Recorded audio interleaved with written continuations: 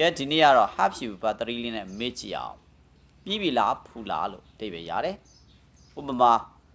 မင်းပကံကိုရောက်ဖူးသလားမေ့ကြည့်လိုက်ပြီ have you been to ပကံ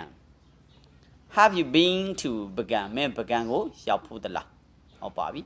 မင်းဖီဇာစားဘူးသလားဒါဆိုရင်စားတာကိုကြိုက်စားတာကို eat နဲ့သုံးတယ်ဒါဆိုဘာ3လေးပြောလိုက်တော့ eaten ပေါ့ Have you eaten pizza? Have you eaten pizza? မင်း pizza စားဘူးလားပေါ့ဒါဆိုရင်မင်းမြင်းစီးဘူးသလားဘယ်လိုပြော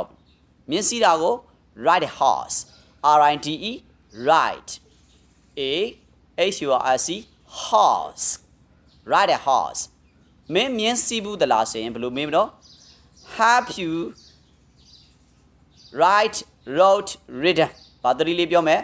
Have you ridden house?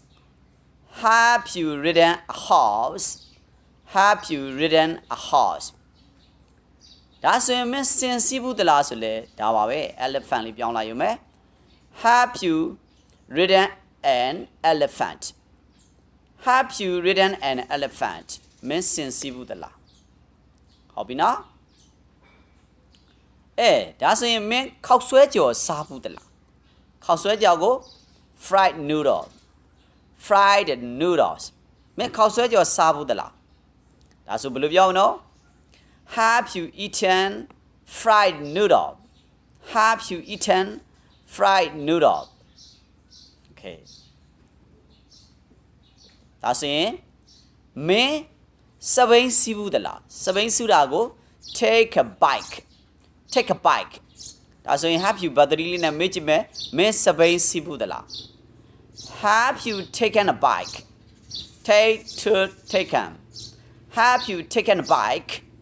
မင်းစပိန်စီးဘူးသလားဟုတ်ပြီနော်ဒါဆိုရင်မင်းစင်လဲစီးဘူးသွားပြီစင်စီးတာကို ride an elephant မြင်းစီးတာကို ride a horse ဒါဆိုရင်မင်းလာစီးဘူးသလားဆိုရင်ဘယ်လိုလေးမေးမလို့ vocabulary တွေတိုးတာပေါ့သိရတာပေါ့ကျွန်တော် comment ကလေးရေးလိုက်နော်မင်း